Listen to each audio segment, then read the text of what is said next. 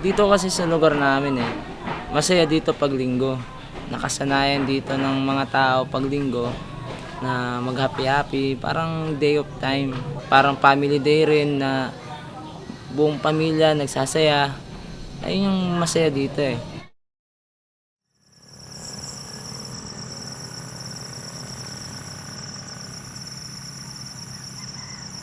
Nung humupa na yung ulan, hindi namin isip akalain na ganito na yung nasa paligid namin, yung bahay namin titignan ko sana pagtingin ko may malaking barko na.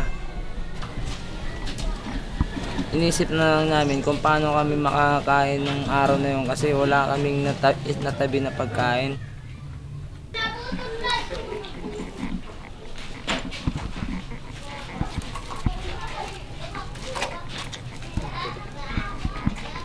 Sa ilalim yan kaya may motor. Pinokay ng mga kaibigan ko. Tinigil nila kasi may katabing bangkay. Gloves ko. Manak gloves.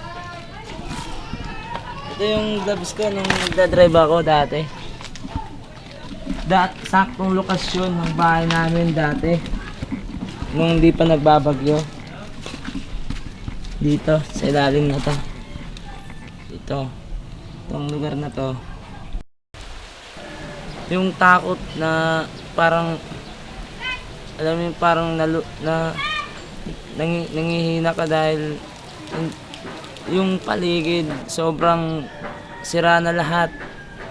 Kasi hindi mo alam kung paano magsisimula. Nung mga panahon na yun, mga 1 week after, may kumakalat na balita na may mga NPA daw na nagsibabaan tapos mga badyaw na nanloloob sa mga bahay nangunguha ng pagkain. Doon ako nakagdesisyon na pumuntang Maynila kasi natakot din ako sa pwedeng mangyari.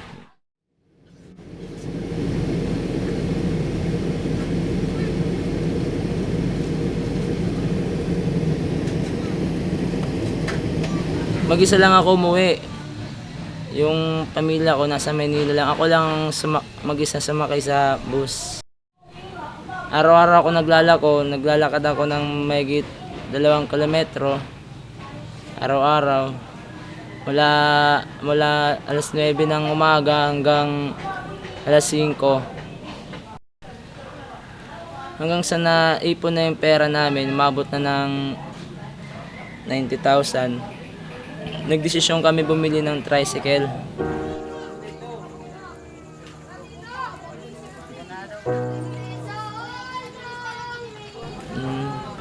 Ngayon, ayun yung gamit ko, yung tricycle. Yun ang nakakatulong sa amin sa araw-araw nga pangkain. Doon namin kinukuha.